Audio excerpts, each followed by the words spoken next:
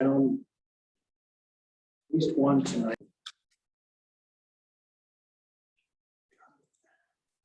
All right, well, welcome everybody. This is exciting to be meeting back in person with an audience for the first time in God only knows how long, too long.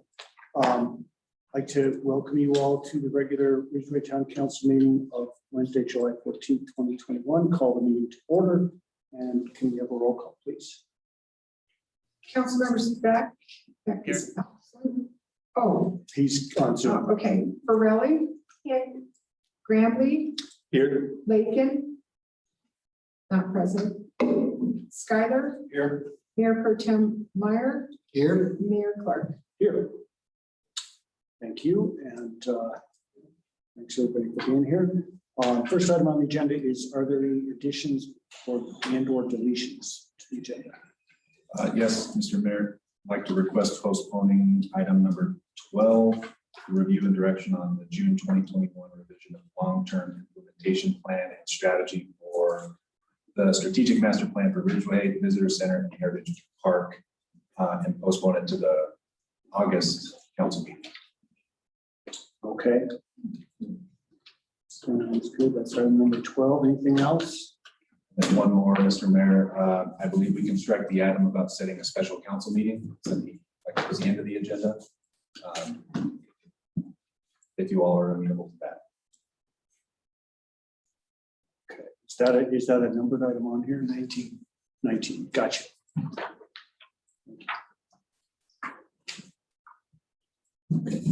Anything from you, Pat? No.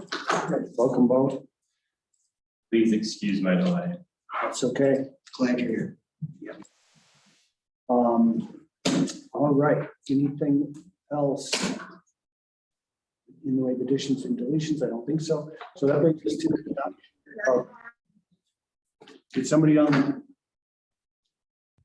They just Just needed to get here. Okay. Sorry. Adoption of the consent calendar. This is, as you know, all items that can be approved with just one motion, unless there's anything on there anybody wants to pull off to talk about separately. And if not, I'll ask for a motion to approve the consent. Move to approve the adoption of the consent calendar. Second. All right, motion made by Russ, second by Kevin. Do you need a roll call since we go down on Zoom? We need a roll call vote, please, Pam. Council members Beck. Aye. Borelli. Aye. Grambley. Aye. Schuyler. Aye. Mayor Pro Tem Meyer. Aye. All righty, thank you. Takes care of that. That brings us to public comments. This is established time on the agenda for the public to address the council regarding any item that is not otherwise on the agenda. Comments should be limited to 5 minutes per person. I see one person in the audience that probably wants to address us. They're actually on the agenda. Yes, Sean. Yeah. My name is Jim Nowak. Nice to meet everybody. I zoomed in a couple of months ago and talked about water, and I'm coming back to talk about more water.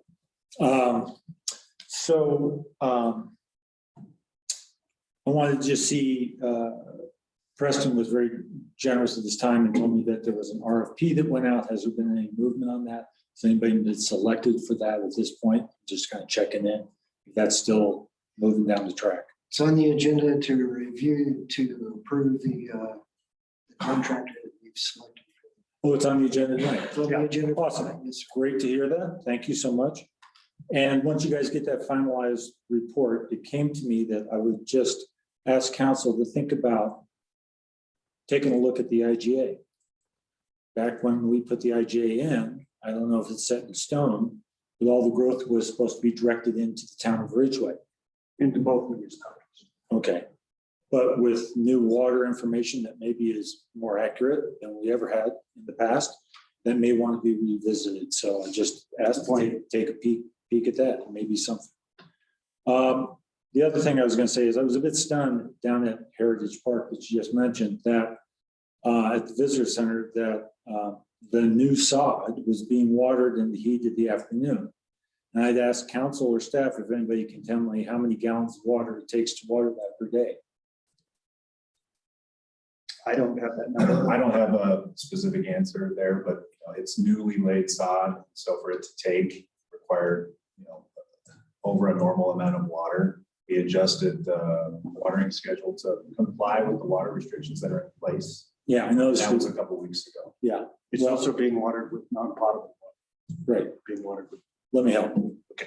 I looked up the average on the internet, how many gallons it takes per square foot. There's things all over the map. The general consensus is 6.2 gallons, a little bit over half a gallon per square foot. I went out and measured that today. There's 4,754 square feet of sod out there. All right, so that equates to 2,947 gallons per day. If you water every day, even if it's not in the heat of the day, that's 82,529 gallons. Seems like a lot of water. I don't know and can't pull out of my head what every residential house gets, but if I equate to how many gallons a house gets compared to 80,000 gallons, I'm just saying, I don't like sod, never have. I would hope that the town maybe looks at these things closely as we watch the West dry up and blow away. So I was a little stunned to see that sod was being planned out there. Yep, it definitely stirred people up on Facebook from what I hear as well. I haven't seen any of that. This is my deal. Yeah, and I'm just saying, I know there were plenty of people that were upset when they saw it going in and saw it being sprinkled every day. And what we've tried to point out to people is a couple things. One is that is a park. And the plan for that redevelopment and improvement of that park has included sod in the plan since probably a couple of years ago. There's been lots of public input. As far as percentage of the entire property, it's relatively small. I'd be hard pressed to tell you what percentage it is of the entire square footage of that little park, but it's probably maybe a quarter, something like that, maybe even less. I hear you. I mean, I'm supportive of that. Once sod's established, it doesn't need nearly as much water. I don't think it needs nearly as much water. I mean, the numbers you quoted just now, I would guess are for getting it established, not for keeping it.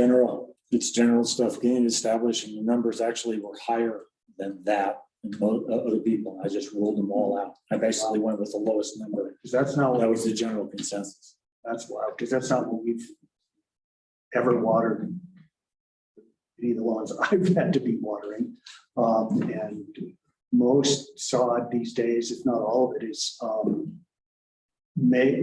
is bred to include species that are drought tolerant and can actually tolerate being not watered at all. They'll go dormant and come back when they are able to get watered again. So your points are well taken. There's no doubt. I don't know if anybody else wants to chime in on this. I mean, we had a discussion at the planning commission last night about a big project, trying to subdivision across the river there, and the number of new residents that would be coming into town when that development builds out, and wondering, again, on the agenda tonight is this study to determine what our quote unquote carrying capacity.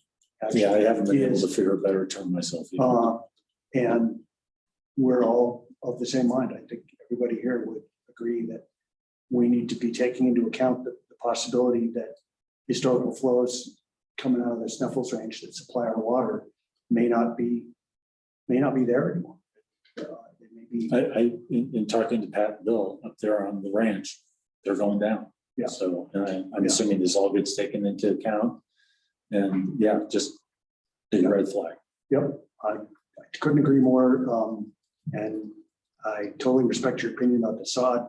It's a controversy, but again, I'm sure. it's one of those deals where, there's way more grass in Harwell Park than there is down there. Yeah. And you can lay around in Harwood Park and shade out there, you bake and Yeah. dry up like. Well, there's trees Yeah. down there too. So. But commend you on the xeriscaping in between the two pieces of grass, but the grass, and is it the message we want to be sending Ridgway as people continue to build things out? I mean, Yeah. They pay people in Las Vegas to rip up their grass. Yeah. Well, we may get to that point. I'm not suggesting it. I'm just saying people are taking radical steps. My feeling was that in all the discussions that the consensus was that a little bit of grass is worth having for people to stop to be able to sit on. Obviously, it raises stress. Yeah. Which I didn't know about. This is my own deal. Thank you for your time. Appreciate it. Anybody else want to weigh in? No, you covered it well. Thank you. We appreciate you raising the fund. Yeah. Thanks, Jim. Anybody else? I know Val Swartz was going to be here. He gave us a heads up that he was going to come and speak during this portion of the agenda. I imagine we could. And he's unmuted, so. Oh, Val, he's on. Okay, gotcha. Forgot he's on. Yeah, I'm online. Gotcha. Go for it, Val. Okay. I think everyone is aware that a year ago, Ridgway was designated as a dark sky community, and we really couldn't really have any celebration last July because of COVID. And so I think we're made some great progress on beating down the pandemic. It's still not totally out, but however, is that this August is that TOP is planning to have a celebration of its dark starry skies on August 9th through the 12th. And that period actually is not a coincidence, but it actually is the peak of the Perseid meteor shower. So TOP has put together a dark sky program, a free dark sky program.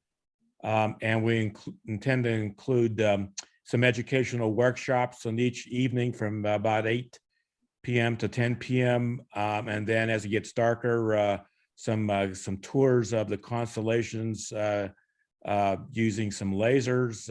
And then after that, once it gets dark enough, about 10 o'clock, we'll be able to watch the Perseid meteor show, pretty much nature's light show. So in this slide is that there's a program overview, and then more details you can find more details at topofthepines.org. We have links in there to take you to the very detailed program. And camping will be available, limited camping will be available, and there's information on here to make reservations for that if you intend to stay overnight, say watch meteors well into the night, for instance. We're asking also for folks to register online. There's a link there, and then also on TOP's website to register for this event is just to get an idea for how many folks might be showing up for the workshops. Is that because if we do have bad weather, is that we intend to move inside the pavilion for the workshops. The stargazing and the meteor watching, that will be obviously contingent upon a cloud-free sky. But even if we get some monsoons like today, it usually clears up in the late afternoon or in the evening, and by 10 o'clock, 10:30, it's usually light. So I just wanted to make that announcement, and we intend to pass this information around to a lot of distribution channels here in the Ridgway, the Ridgway County area, so that let everyone know about this. So that's pretty much all we have, unless there's any questions. Thanks, Val. That's great. Val, this is Terry. I want to piggyback on this topic for a moment, and just let Ridgway know that all the work that Val and his committee did, and the work that the town council did, and the work that the town planner, everybody involved in getting Ridgway as certified as dark sky, has set a precedent and example. And recently, both previously Norwood had received their certification, but now Nucla and Natarita have received their certifications, making 4 dark sky communities within, oddly enough, SNPH territory, 4 out of, I think it's 25 or 41 in the world. So it's pretty amazing we have this. In fact, Val, maybe you can speak to the initiative to try to make a dark sky reserve. Have you been involved with that? Yeah, I've been involved a little bit. I mean, that's a much tougher initiative because it involves the coordination of a lot of municipalities and then also land managers like BOM and the Forest Service. However, is that along those lines is actually TOP just submitted their application just about a few weeks ago to IDA, and we're hoping to hear that our outcome here come probably in the fall timeframe. I'm expecting it to be positive. I believe TOP has a very strong application. It has very clear and dark skies. There's only 3 lights on the property, and TOP went through the expense of changing those lights to be 100% compliant.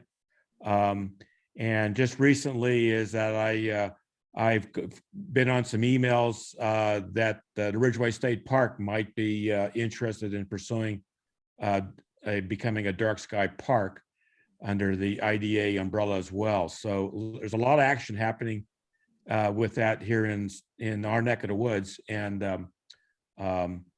so it's Colorado is actually turning out to be a leader in this sort of initiative. That's great.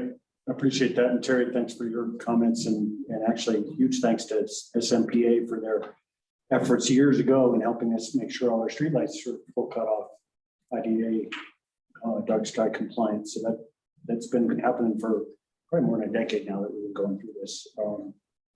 And I would just reiterate the program details are at www.topofthepines.org.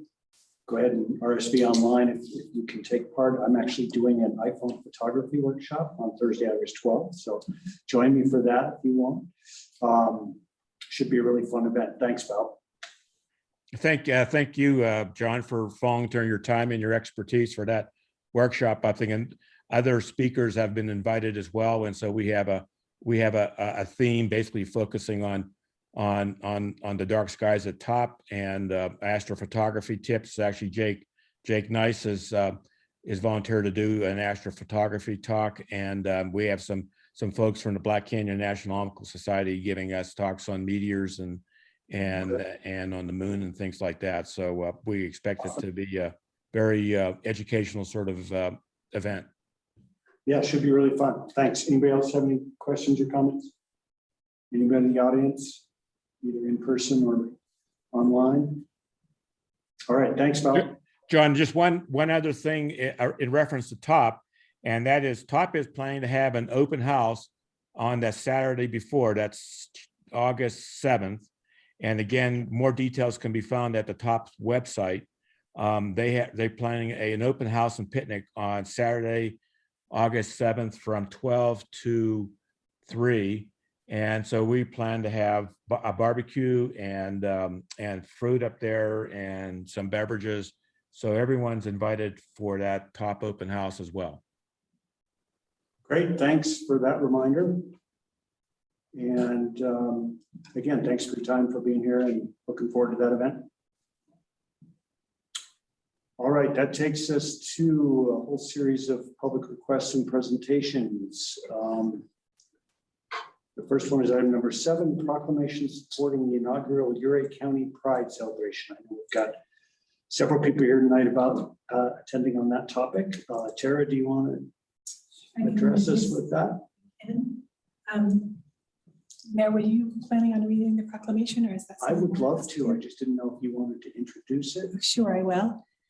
So my name is Tara Wick. I'm a resident and parent here in Ridgway, and I'm part of the Safer, More Affirming Communities Committee. We're a grassroots committee that started over 2 years ago of local organizations and individuals. We're committed to answering the question, what does it take for Ridgway County to be a safer and more affirming community for everyone, including LGBTQ+ people? So we are really excited today to be here in partnership with the town, who's a member of our committee, and a number of youth leaders in our committee who are here to speak on an event that they are taking the lead in organizing. And so if it's okay with you, Mr. Clark, Mayor Clark, I'd like to, if you'd be kind enough to read the committee, and then there are several youth leaders who are here to speak about why this is an important event that we're asking the town to support.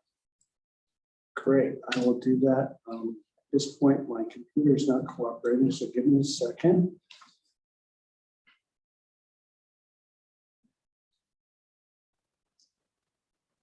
Just see if I can get it.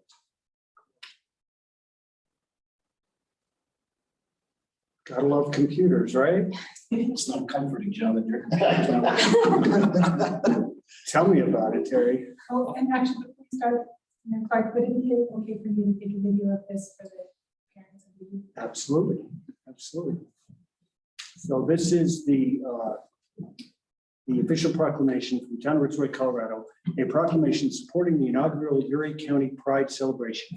Whereas the town of Ridgway is home to people of all ages who are lesbian, gay, bisexual, transgender, queer, intersex, asexual, two-spirit, and more. And whereas all human beings are born free and equal in dignity and rights. And whereas the town of Ridgway's 2019 master plan lists, quote, community value 2, sense of community and inclusivity, end quote, as one of the 5 primary values emphasized by the community. And as stated in the master plan snapshot, quote, looking to the future, residents would like to see Ridgway remain a diverse and inclusive community, not one that is homogeneous and unwelcoming of quote unquote others.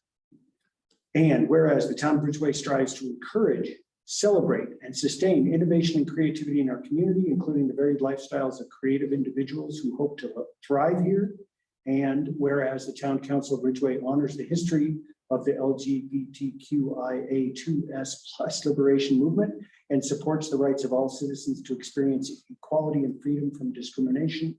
And whereas while society at large increasingly supports that same community, LGBTQIA2S+ equality, it is essential to acknowledge that the need for education and awareness remains vital to end discrimination and prejudice. And whereas LGBTQIA2S+ people have made immeasurable contributions to the cultural, civic, and economic success of our country. And whereas the fabric of our community is strengthened by inclusion, equity, justice, and love. And lastly, whereas celebrating LGBTQIA2S+ pride influences awareness and provides support and advocacy for Uray County's LGBTQIA2S+ community and is an opportunity to increase visibility, take action, and engage in dialogue to strengthen alliances, build acceptance, and advance equal rights. Now, therefore, be it resolved that Ridgway Town Council hereby proclaims its support for the first annual Uray County Pride celebration on July 25th, 2001, in support of the LGBTQIA2S+ community. 2021, did I not say 2021, apologies. Thank you for that correction, Russ. Okay, so that is the proclamation and be it further, next page, be it further resolved that a pride flag will be raised at the town hall on July 25th, 2021 in honor of the celebration. This proclamation will be permanently posted in town offices in such a way as that all the public can easily view it. And in witness thereof, I have hereunto set my hand and caused to be affixed the seal of the town of Ridgway on this 14th day of July, 2021. John Clark, Mayor, Pam Craft, Town Clerk. This is going to come up for a vote from the councilor here tonight. It sounds like you'd like to have some of the folks in the audience speak in support of this in preparation for that. So we can go ahead and do that. Whoever wants to be first. Hi. Hi. So we kind of listed like the top 3 important things each of this Pride event. So number 1, why it's really important, I think, because for me, I have a bunch of friends and family who've really struggled to come out to their loved ones. And it's just really heartbreaking because they shouldn't have to be like terrified to tell them. So I hope this will help destigmatize sexual, gender, and any other identities. And for our safety plan for the event, we're expecting a safe, fun, and non-confrontational event. And it is alcohol and substance free. Water's available along with first aid kits. And it's supposed to be appropriate for everyone. And there are volunteers to help de-escalate protesters. But we also are talking to the marshal. So if anything like cannot be resolved with like a conversation, we're asking them to step in. And then for the actual event, it's gonna be on Sunday, July 25th, 4 to 8 p.m. at Hartwell Park. And we're gonna have a parade from 4 to 5 p.m. and then activities, vendors, an open mic, and other live performances throughout the event. Yeah. Great, thank you. Oh, I'm sorry, I should have asked for your name. Oh, I'm Helen McCardle. I go to Ridgway School. Thanks, Bill. Next, Hello, I'm Neva Hines. So I I was really excited when an event like my good friend Sunny, Tara's child, announced that, or just brought up in a casual conversation that that the town of Ridgway was trying to commit to one of these events. And I know that I just remember being so excited about it because it's always been important to me that people are accepted and just have it should be, and I think everyone can agree that the importance of having a community that everyone feels accepted in it's just like the best thing that can possibly happen. And I know I've been in Telluride during Pride Month, and there's pride flags on every street lamp, and it's just a really great place to be. So I think becoming a community that is so accepting and just free for youth and just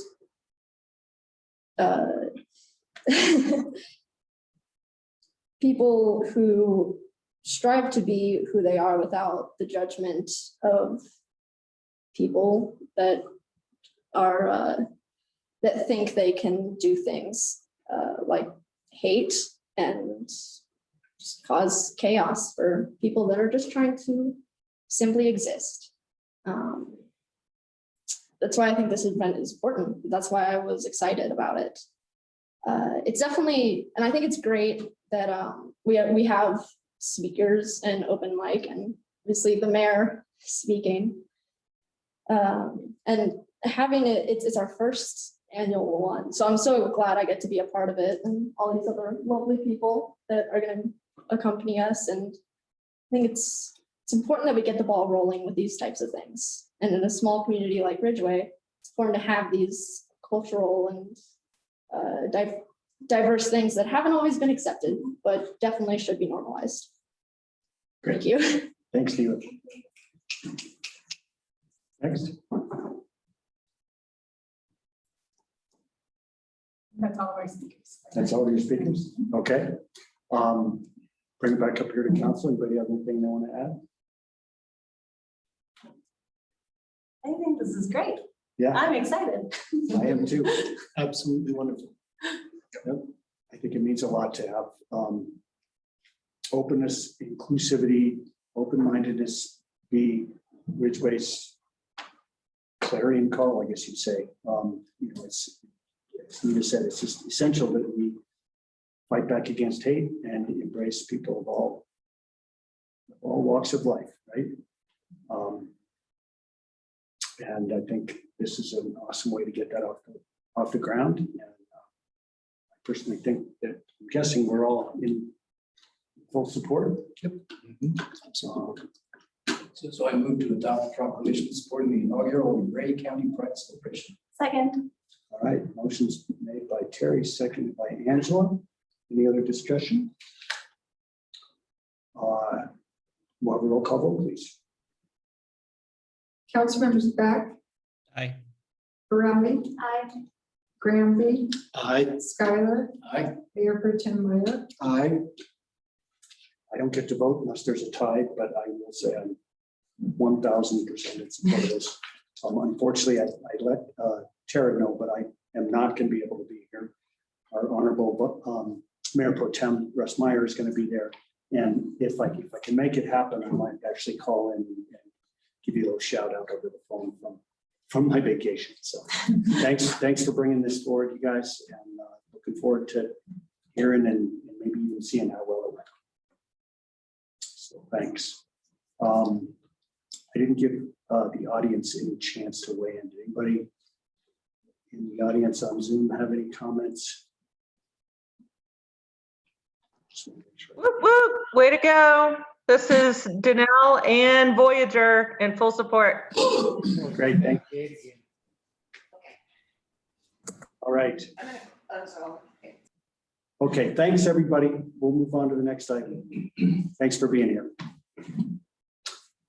That brings us to item number 8, the Ridgway Youth Advisory Council end of term recognition. We've had to delay this a couple of times because all of the Ridgway Youth Council is so busy working for the summer and doing all the various things that they're doing. So I believe we have at least some of the kids here. I see Emma Berwanger has got her video on Zoom. I saw Anna Barchi's name. Christian, go ahead and turn your cameras on. I'm here, but I don't think I can turn my camera on. It says the host disabled it. Preston's going to take care of that for you. Thanks, you guys. Okay, thank you. Thank you so much. All right, so And then should I just share my screen Preston, we'll let Preston. for like power? Yeah, did you want to, I think Preston might want to introduce the. Well, actually, I was gonna let you do that, Mayor, but Anna, did you prepare something to show? Is that what's going on? She's, Yes, it's mostly just like notes. So I guess we can, there's nothing that interesting on the PowerPoint, so we could just talk instead of showing the PowerPoint, but either way. it's up to you. You are welcome to share. How about we just talk about it? That'd be fine with me. All right, so I'll introduce the general topic here. I'm sure, I think everyone here on council is aware that we created a Youth Advisory Council last year. And in October 2020, we appointed Anna Barchi, Emma Berwanger, Christian Lillard, Maria McNitt, and Emily Taylor to serve on the first Youth Advisory Council for the town of Ridgway. And I'm so happy that Preston basically led the charge on getting this finally accomplished. It's been on my to-do list for a long time, but Preston got her done. And we really had a great year. Preston, again, did a wonderful job guiding the kids through basics of local government. They selected officers. They elected Emma Berwanger as mayor, and I can't remember who was vice mayor. Emily Taylor was. Was mayor pro tem. As you see in the staff report, they learned about energy efficiency and renewable energy related programs and initiatives. They started a blog. They had an incredible Earth Day celebration spearheaded by SMPA. That was a really fun day. They got to accept the gift of the electric Volkswagen Bug from Sampa, and they also helped install some electric vehicle charging stations, provided input on various topics to inform town council decision making. So I would say in general, the first year of the Ridgway Youth Advisory Council was a huge success. And I would just let you guys give us your take on what you got out of it, and any other information you'd like to give us. Hi, I'm Emily Taylor. I was the mayor pro quo for our Youth Advisory Council. And I think that it was a really good opportunity for us to have a say in the community, and for us to introduce the new electrical car charging stations.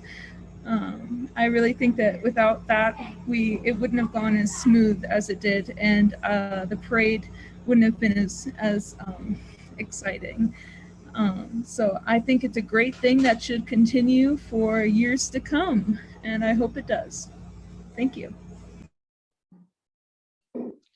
All right, I'll go next. I'm Emma Berwanger, and I was the mayor this year. And we all definitely learned a lot about the advisory council, but I think one thing that our council will be remembered for is definitely kind of getting the flow going. Like, I'm excited to, we have a blogger, I think it is, and, I'm excited to pass that off to the next council that we set up. And just like I did a interview with a local radio station in Telluride about them setting up a council, for Telluride. And so I think that our council will definitely be known as starting a lot of things. And I hope, And I know the next council is also going to continue a lot of those things. So I'm glad that we could be the ones to start this up. And I think we had a really good group for that.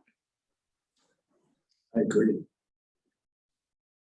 Who wants to go next? Yes. I'm Anna Barchi and I am going into my senior year of high school. So I will probably be seeing you guys again next year. And I just think this was a really good opportunity, like learn about how local government actually works, because not a lot of high schoolers would like tune in to a town council meeting. So none of us really see what it's like and what you guys discuss. And I just am grateful for the opportunity. And I think we learned a ton. Like, not only were we able to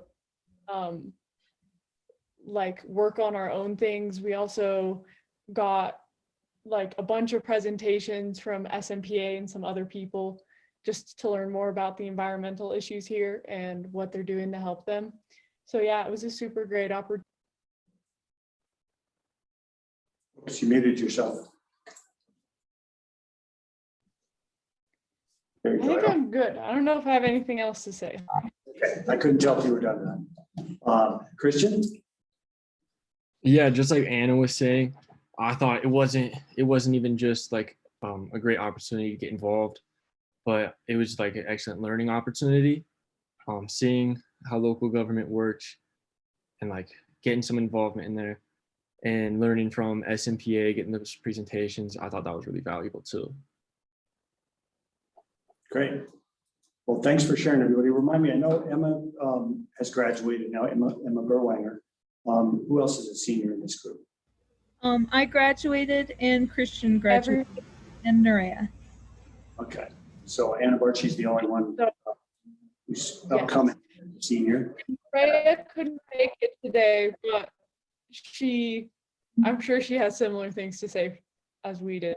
So We'll pass along our thanks and our encouragement to her separately, but definitely want to thank you guys for your commitment and modeling, as Emma Berwanger said, how this works for future youth advisory councils. And we're just really excited to see this continue on. And Anna Barchi, I hope you'll tell all your friends to sign up for next year's youth advisory council. Anybody else on council want to? Yeah, there's already a ton of people. Oh, cool. Good. Anybody else on council want to ask any questions or make any comments? I agree. I thought they did really well first year. It's really exciting to have had our inaugural year, and you guys did a great job of kicking it off. And all the best of luck to you. You graduated seniors, and going forward with your lives. Keep in touch with us. Let us know what kinds of things you end up doing, and come back and see us often. Okay. Will do. Thank you so much. You're very welcome. Anybody in the audience on Zoom or in person have any questions or comments for the kids? See any. So thanks again, and hopefully we'll see you around soon. Okay, take care. Thank you. Yep. All right, that takes us to item number 9, which is the Ridgway Area Chamber of Commerce biannual lodging tax report. We've got Hillary Lukowitz here in person to present that. Welcome, Hillary. Hi, it's nice to be back. Isn't it? I don't know if you have the report. I do already.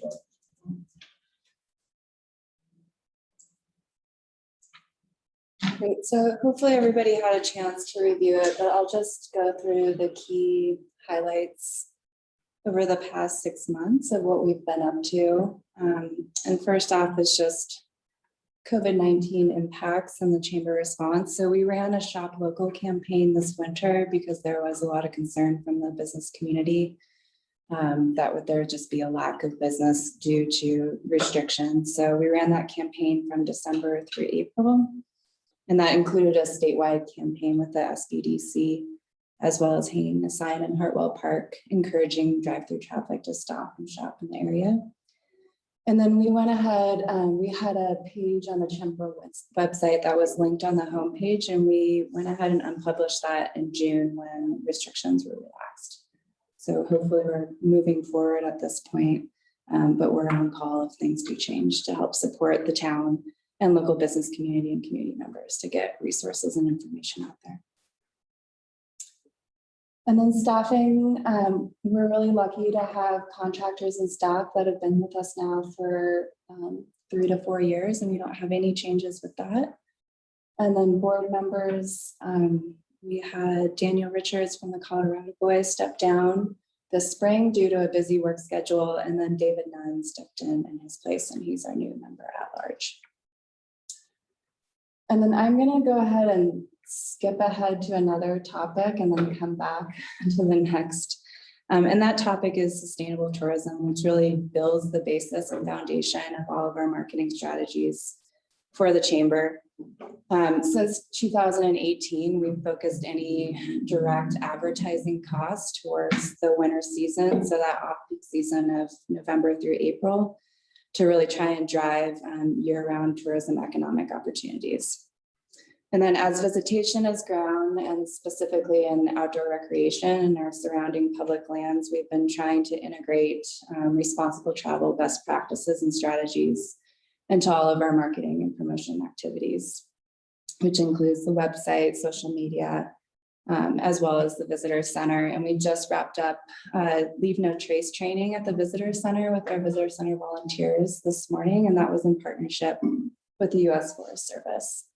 So we're trying to hit potential visitors as well as community members at different points in their stages of receiving information, whether that's from our website, social media, the visitor center, and then in person as well. And we offered that training to business community members. It ended up just being the visitor center volunteers.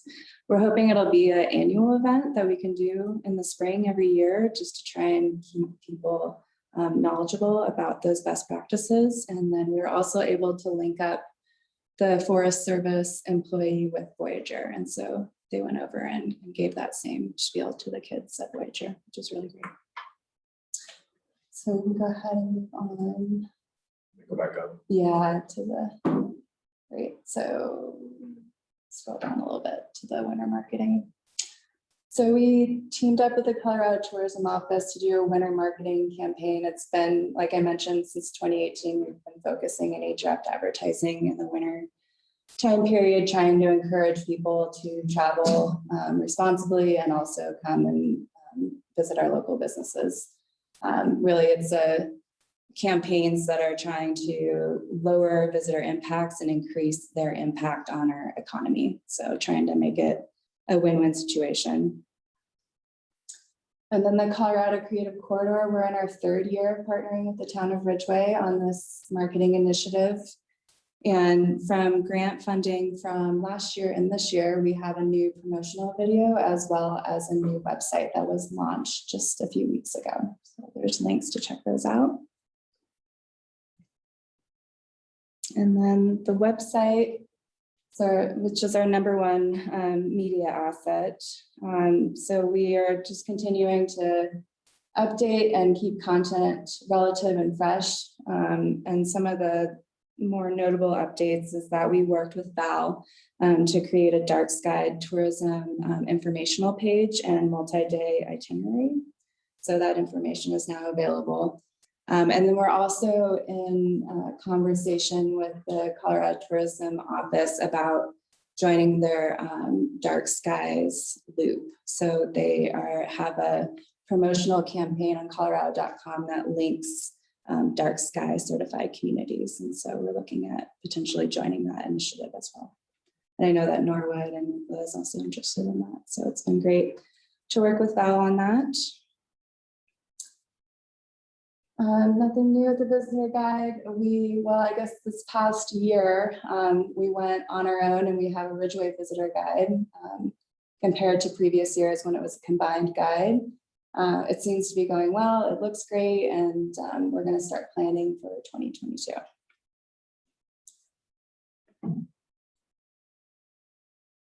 The only real notable thing with the print media is that we partnered with the town on the new sign on the east side of the visitor center, the new Ridgway Heritage Park and Visitor Center. So that was a small cost, but a nice update to the old sign, because it originally talked about just the museum. And finally, the visitor center. After a year of being closed, we reopened over Memorial Day weekend. And we unfortunately had a lot of volunteers that decided to take a step back from volunteering because it's an older demographic and they were nervous about COVID. So because we had less volunteers, we're open from Thursday through Sunday, 10 a.m. to 2 p.m. So a little bit shorter time frames, but things seem to be going well. We're having the space cleaned once per week deeply, and then once per day doing a wipe down just to make people feel comfortable. And then we partnered with the town again, and thanks to Preston and Deidre for their commitment to this, but we've done a number of renovations to the building just to keep it looking good as we continue to revamp that space. So some of those renovations include exterior and interior paint.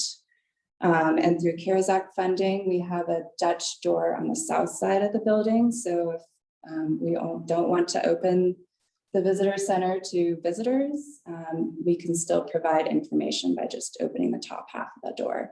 And then we also have plexiglass that was installed at the front desk. So when visitors do arrive and enter into the building, our volunteers can still feel safe. And then some other things that we did is we added where the Railroad Museum used to be, there's now a wall and a storage space. So the restrooms can only be accessed from the outside, which is the east side doors. And then the plan is to have a new meeting space inside where the museum used to be. And that's just about completed. And then I guess the only other thing, the chamber, both staff and board members participated in the Heritage Park and Visitor Center Advisory Group, which will be discussed in August. But it was a pleasure to be involved with that and to continue to be involved in revamping that space. It's already looking really great, including the sod, which I know it's been controversial, but I think as it continues to become a park, it'll become a really nice feature for people. And then a couple other notable pieces that it's written in the cover letter is just that we're continuing to build a relationship with town and other regional and local groups in order to provide a voice for the business community. And that includes quarterly meetings that John, Preston, and I participate in with Montrose and Ure. The Ridgway Creative Main Street Committee, which I have joined, and then the Ridgway Visitor Center and Heritage Park Advisory Group, which I just talked about. I just participated today in the Region 10 Strategic Planning meeting. And then I'm also a member of the Colorado Tourism Office Mountains and Lisa's Region Planning Group as well. So we're doing a lot of things. Your fingers in a lot of pots. Yeah, but I think it's important to be a voice at the table. So that's it. Happy to field any questions. The only other piece, I guess, was the financials, and we're on track with spending. We've spent half of our proposed budget. Typically, this time of the year, it shows a negative balance because we're spending as we're receiving lodging tax funds, but we're on track. And lodging tax funds are actually up quite a bit this year. So, and that's been consistent since January. Great. Not surprising the way things are going.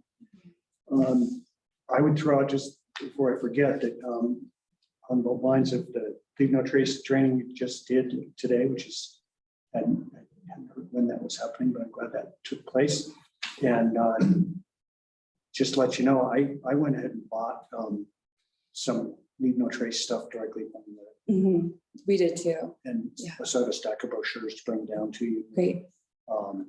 At least one set of those cards, those plastic cards on a ring that you can have hanging there for people to go through. So I wanted to make sure you guys had some Should have got in there sooner, but I'll get them down there. No worries. Yeah, we purchased some directly and then the US Forest Service representative also brought some extra materials. So anything's welcome. Honestly, the more the merrier. Yeah, exactly. Yeah. Anybody else have comments or questions for Hillary? Curious, what sort of numbers of visitors at the visitor center have you seen? So, Yeah, so I think in June there was 320 total. So I think that averages out to maybe, I don't know if I do my math, 80 per week. Yeah. so people are stopping in. That's People great. are definitely stopping in, and when we had our meeting or training today from 11 to 12, there was 5 cars that showed up even though the closed sign was up. So people are coming. The goal is to expand the number of days that we're open so we can continue to have more FaceTime with those folks. I'm glad people are showing up. People are showing up, and certainly numbers have dropped since the Railroad Museum closed and our hours have shortened, but it still continues to be an important stopping point for people. Now that it looks a lot better too. I think. Exactly. I think that too, like people were actually walking around and checking things out, which was encouraging to see. And hopefully you're letting the public know through Facebook and all the different channels that there's a need for more visitor center volunteers, particularly amongst the younger crowd. Yeah. Hopefully people will start to step up. Yeah. Great. Anybody else? Okay. Thank you. See you in As London. usual. It's great to have such a wonderful relationship with you guys. Yeah, We thank really you. Appreciate it. Appreciate your partnership too. Yes, all your efforts are hugely appreciated. Anybody in that Zoom audience have any questions or comments for Hillary? Or anything in general on tourism topics? Hey, John, this is Val.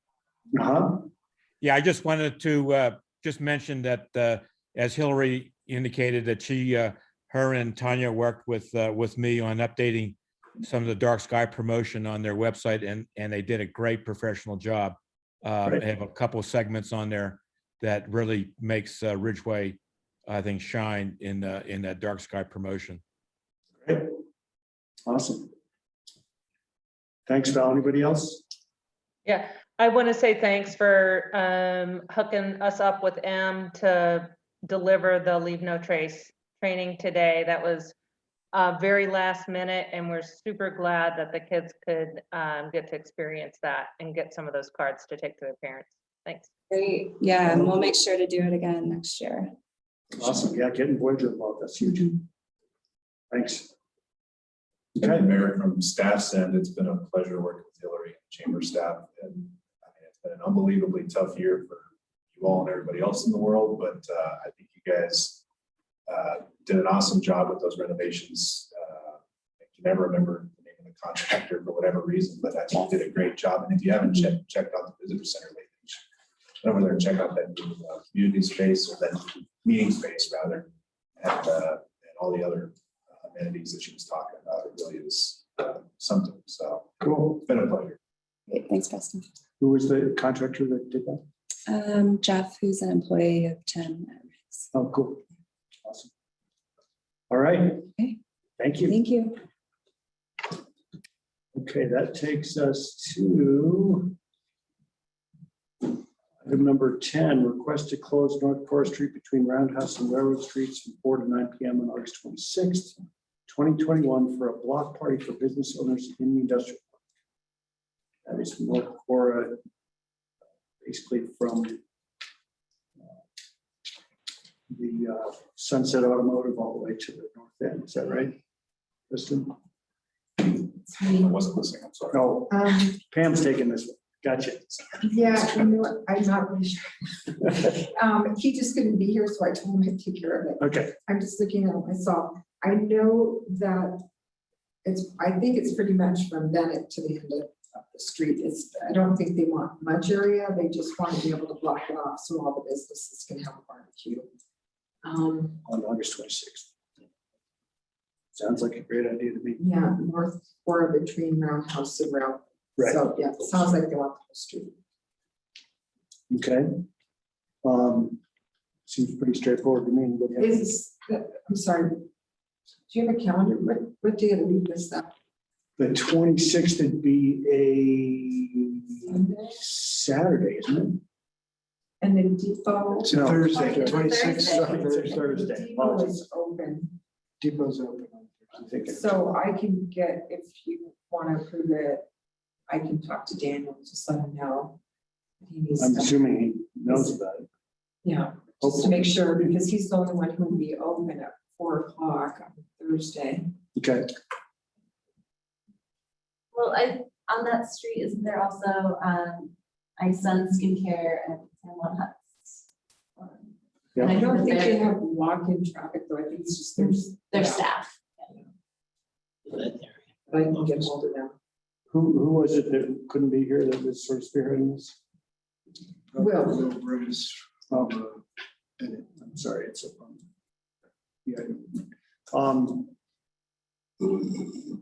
Yeah, I would just say, need to confirm that all the properties on that street are aware and okay with it. But I imagine. They're right. Anybody have any comments or questions other than that? So that does go all the way from Sunset to. Valley floors past them, but they, of course, they have access off the railroad, so they're okay. But hopefully everybody else is on board with that. I'm guessing that Tom, this guy's got communicated with everybody about doing it, just to coordinate the data. But might be a good idea to confirm that.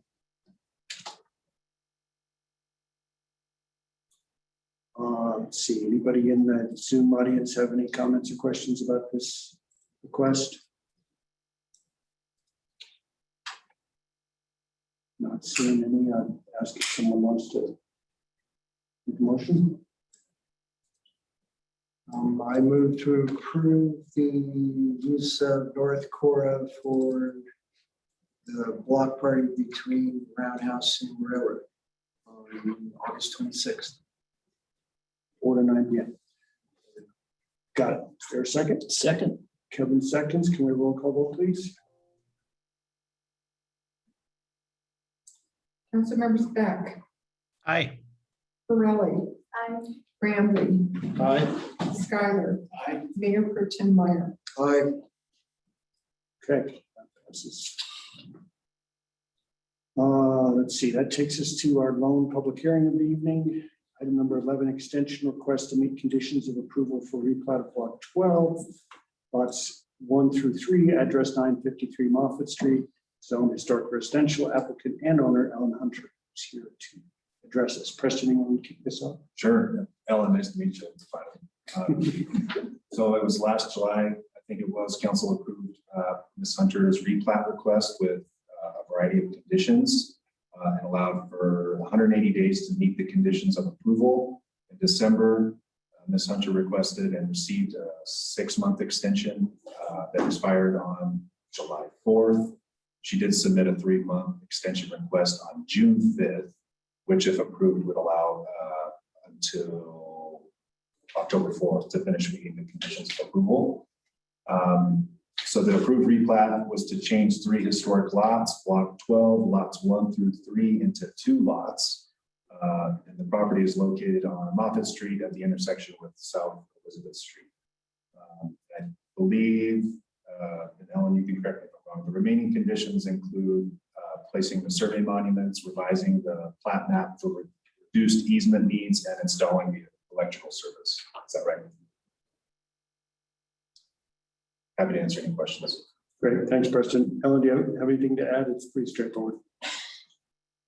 Other than, like Life trying happens. to coordinate the electric guy and then the excavator and the SMPA guy that I was working with retired and Sherry left.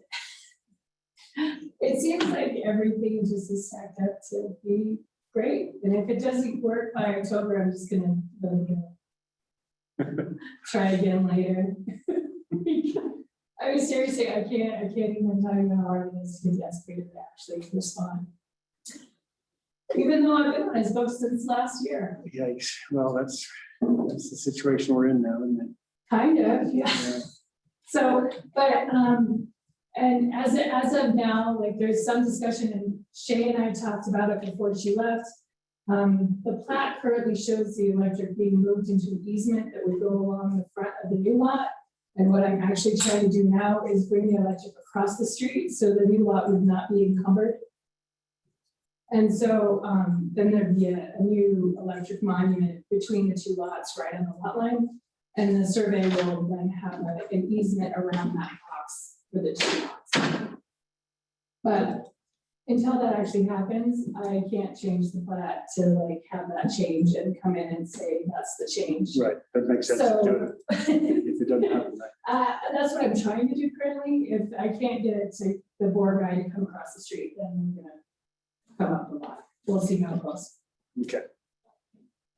Does anybody on council have any questions for either staff or Ellen on this? It's pretty straightforward. Anyone in the audience have questions for any of us?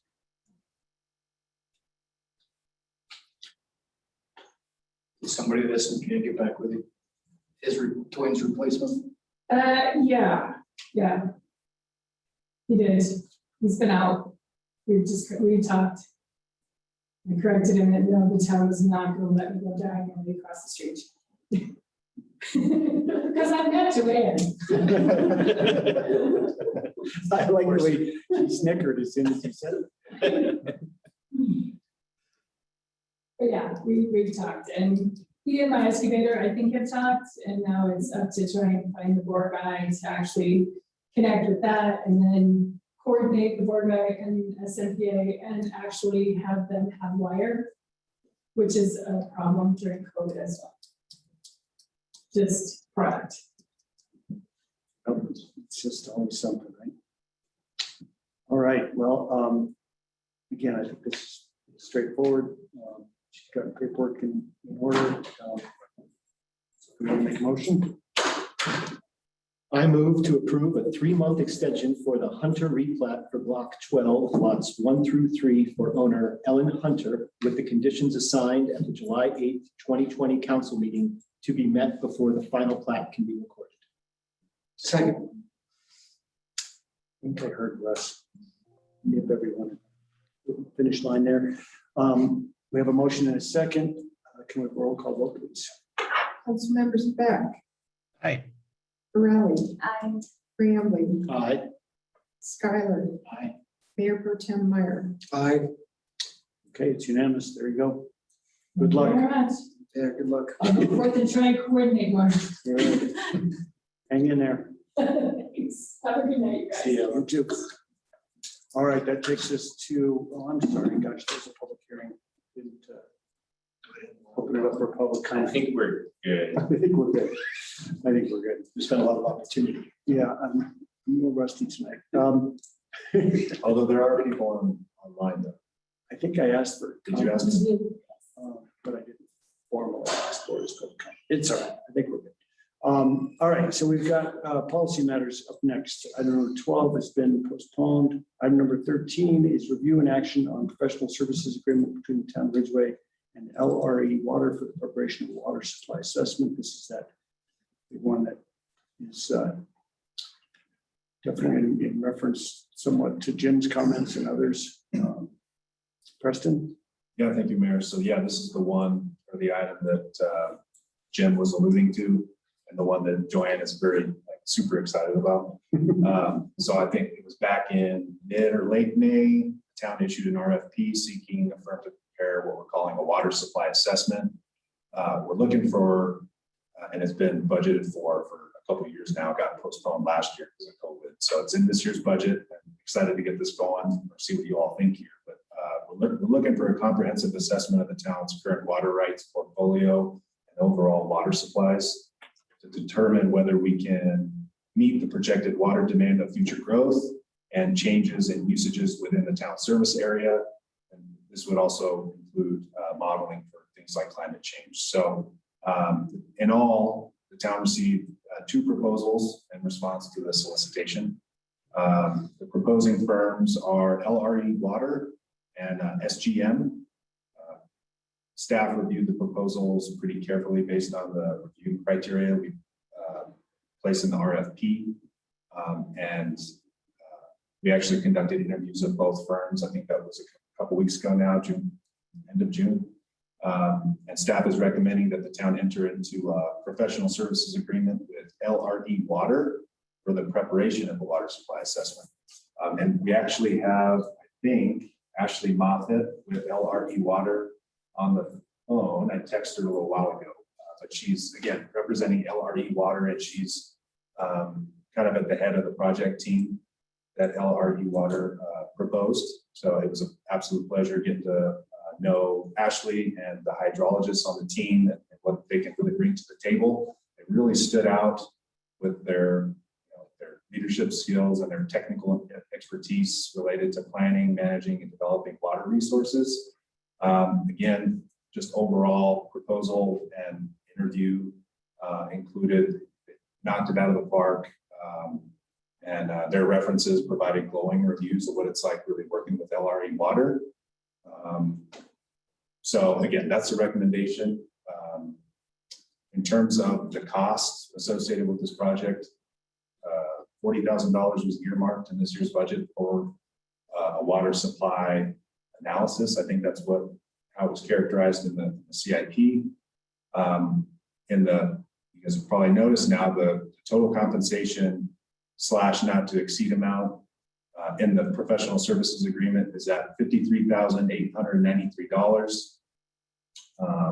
It's nearly $14,000 over the budgeted amount, but staff does feel comfortable moving forward with this really important project. You've heard folks talking about it. I've had folks in my office, including Jim, a couple of times now, talking about the importance of undertaking this project. So again, it's $14,000 nearly over what we budgeted for, but staff feels comfortable. You all feel comfortable moving forward.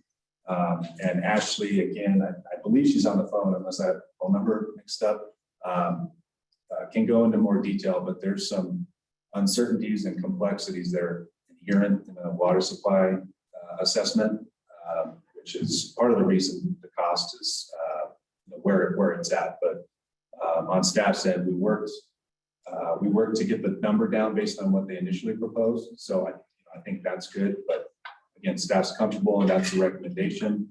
Ashley's on the call if anyone would like to ask some questions specifically to LRE Water, and then Joanne's here too, if y'all would like to pick her brain on it. So, Okay, thanks, Preston. Anybody have questions for either staff or Ashley? I guess besides just evaluating the current supply that we have, where we're also looking into additional options to increase our water supply. Is that included in this? Yeah, great point. So that's to be candid, one of the things we're really excited about, getting recommendations on how to perhaps ways to go about bolstering water supply, enhance water portfolio, see what options are out there. So yes, that's a pretty critical piece, and something that we drove home to Ashley and her team, and that they've recognized. So. Thank you. Anyone else? Anyone in the Zoom audience want to weigh in? I see an Ashley Quillen, but the Ashley on the. I think she's the phone number. No, I think it's the 303. Ashley, if that's you at the number ending in 1725, is there anything you want to add?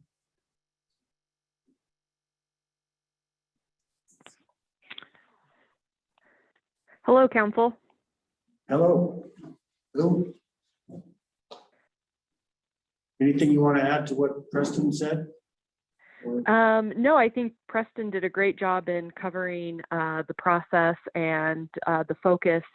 I guess the only thing I would add is, we broke it down into the sort of 6 tasks that you see in the packet. And the first bit of it is sort of getting up to speed with the foundation of your water rights, the water supply system. And then certainly the back half of the project is definitely focused on figuring out where shortfalls are and how to address those, both immediately locally, tributary to the Uncompahgre, and then, big picture tributary to the Colorado Compact. Great.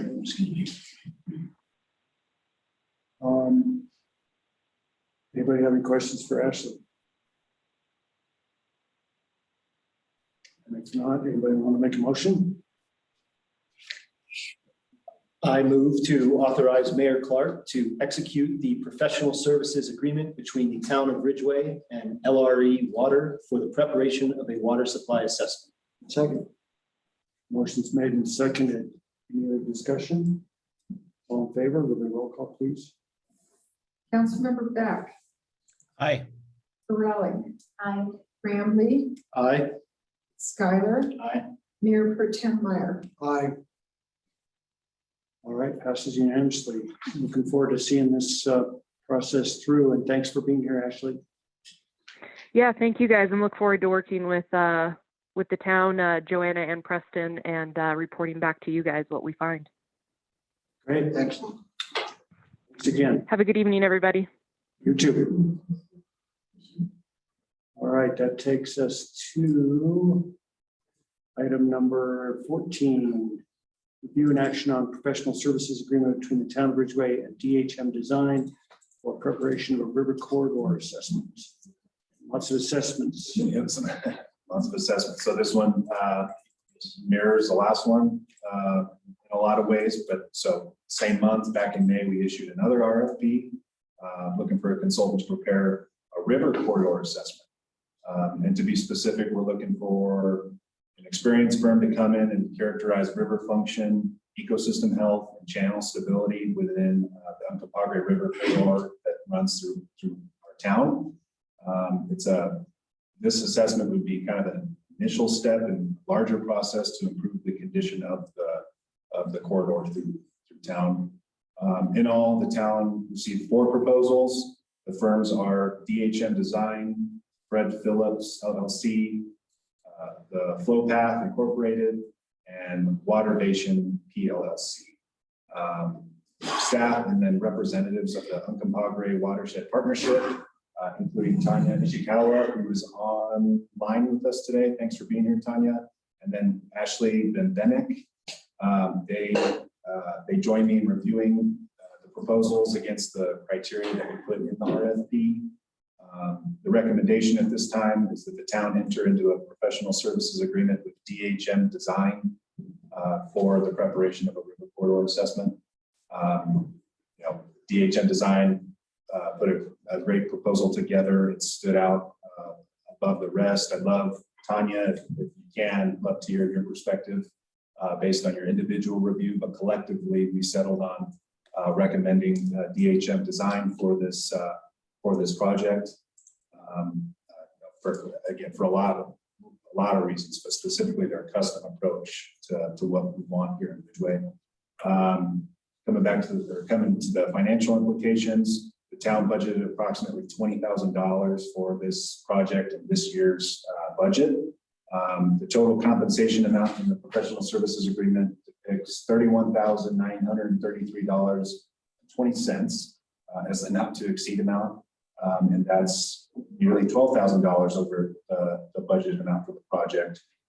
Again, it sound like a broken record. I said it with the last item, but staff feels comfortable with that total amount. Yet it set it as a not to exceed amount. We're comfortable that the general fund can accommodate for that total project cost. We did work to reduce the total number from the initial number that came in. So, Tanya, did I miss anything? No, I think you got it exactly right. DHM, all the proposals were good. We were impressed with the proposals that came in, but DHM was obviously above the others based on our review of it. And not only that, they know the area as well as people have worked with them in the past and been very satisfied with their deliverables. And even some of the other staff that's DHM bringing into this. I haven't worked specifically with one of them, but Ashley had in other ways. And she was very impressed with his abilities to do the type of assessment that we want done. Great. Ashley, is there anything you want to add?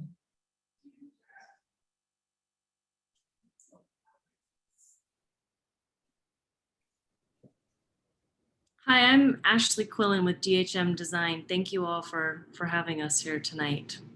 Yep.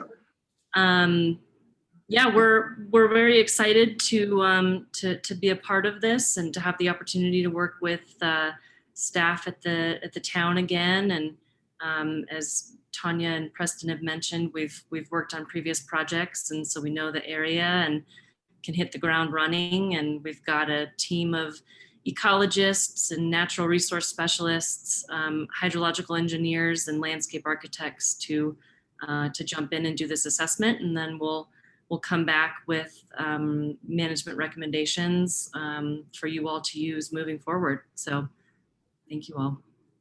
Yeah, thanks. For my part, I'll say I've been working in my capacity with the town with DHM since the early 2000s. So we've done a lot of work together, and always been really happy with the work that DHM does. So excited to get this done as well. Anybody else in the audience on Zoom want to weigh in? Questions, comments?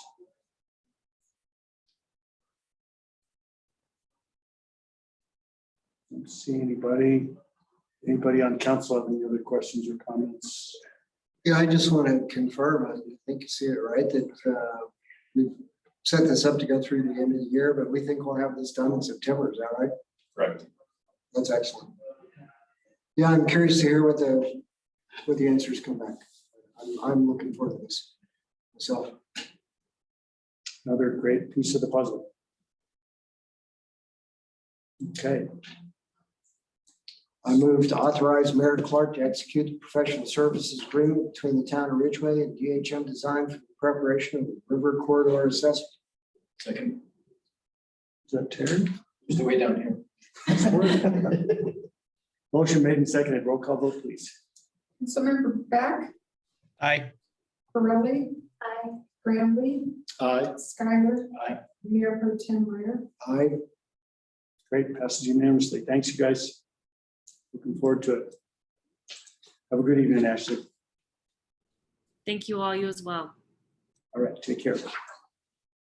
All righty, that brings us to item number 15, confirmation or amendment of mandatory water restrictions promulgated by myself, the mayor, restricting the use of town water.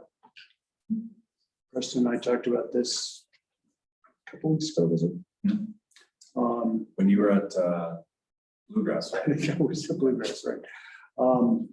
And we decided that as bad as the drought situation was, we've gotten quite a bit of rain, particularly in the last couple of days since then, but we need to either confirm or amend.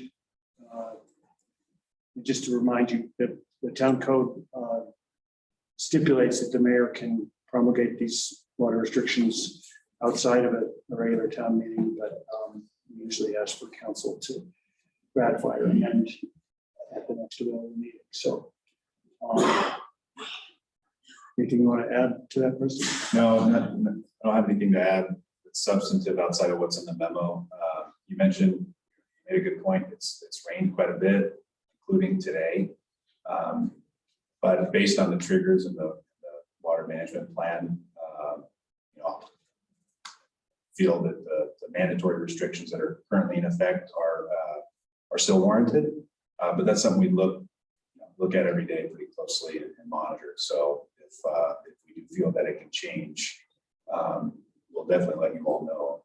It's a big deal, right? I mean, and a burden, I would say, to not be able to use a really, really important resource as much as you'd like, but it's the reality these days. So the U.S. Drought Monitor is also a resource for us there. I check it every other day, although they don't update it every other day. So I'm kind of looking at the same thing every other day, but I think right now they're updating it once a week for Colorado, and we're still in either severe or exceptional drought conditions. Interested to see what the next update is with some of the moisture. But I will add that I have the local weather service reporters link bookmarked, and she has not updated precipitation since the 12th. She told me that she takes the readings every day, but she often doesn't get online to post them for a couple of days. So the last significant precipitation we had was on June 25th. That inch of rain we got in about 45 minutes. It caused some flooding. Since then, we've had a number of small rainfalls in the order of 0.02 to 0.19 inches of rain. Looks to me like total since the 25th, total precipitation is probably not much more than a third or 4/10 of an inch total, other than what we've got in the last couple of days. So what's everybody's feeling? Should we stick with mandatory restrictions or? So I have a question. Yeah. You promulgated this. Is there a need for us to confirm this? Or in other words, do you have the ability then to unpromulgate it? Take it away? No, the goal is that the council will ratify it at the next regular meeting, which is tonight. Okay, so on the tail end, though, if the indicators suggest it can be lifted, do we go through the same process you lifted, and then we confirm that? Yep. This is, the code's written so that in dire circumstances, the mayor can make changes to our things like our water restrictions outside of a meeting. And then just with respect for the rest of council, we ask that council ratify the decision at the next meeting. Like Bo says, if things change, all of a sudden the monsoons become a nice regular thing, and we feel like it's making a real significant impact, I could lift the mandatory restriction and then they could be ratified at the next council meeting. So, but I would agree that I think there's no obvious reason to lift them at this point. We'd have to get a whole lot more precipitation for that to be the case in my opinion. Is there agreement there? I agree. Yeah, I agree as well. I think if you keep them in place and you do less of the on and off, people are going to be more able to follow. Okay. I move to confirm mandatory water restrictions for the town of Ridgway. Second. Motion been second. All in favor, fire roll call, please. Councilmember Beck, Aye. Rowley. Aye. Bramley. Aye. Skylar. Aye. Mayor Pro Tem Meyer. Aye. Thank you, guys. Unanimously, that brings us to item number 16, confirmation or amendment of emergency restrictions promulgated by the town manager on burning and fires within the town of Ridgway. Similar to the last item, but this is done by the town manager rather than the mayor. Similar situation, similar circumstances. Same as it ever was. Yeah. The recommendation would be that you all ratify the fire restrictions. I think we should rely heavily on Ridgway County and other agencies in our region. And stage 1 fire restrictions remain in effect for those agencies. So I have a question.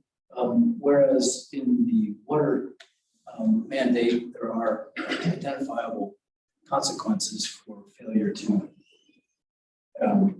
obey the restrictions, what is the means of enforcement for the fire restriction?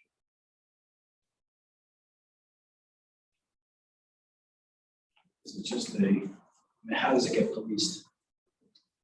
Yeah, I think it's similar. It's similar to a lot of things in town. Complaints that come in. To date, we haven't received any, which is good, but I don't know if that answers your question. With the water restrictions, there's actually a level 1, 2, and 3 fines associated with it. Are there such things associated with the fire restrictions, or is it more of a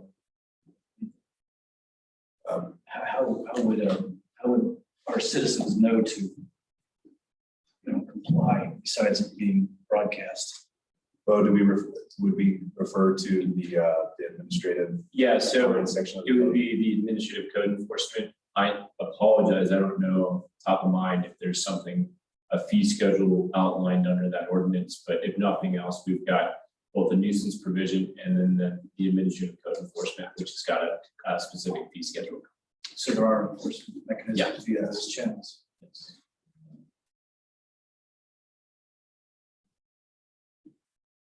Okay. Since the mayor stepped away, I'll step in. Are there any public comments? Anyone online? Okay. Somebody want to make a motion? I'll move to confirm the emergency restrictions on burning and fires within the town of Ridgway. Second. Been moved and seconded. Can we have a roll call vote, please? Councilmember Beck, Aye. Raleigh, Granby, Aye. Skylar, Aye. Mayor Pro Tem Ryan.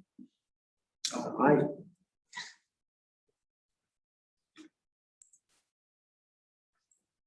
Okay, moving on to item number 17.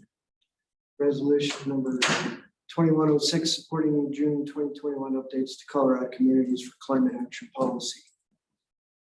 Thank you, Mr. Mayor Pro Tem. So if Councilmember Lakin was here, I'd have asked if she wanted to present it. She's not here tonight. So the town is an active member of Colorado Communities for Climate Action. The acronym is CC4CA.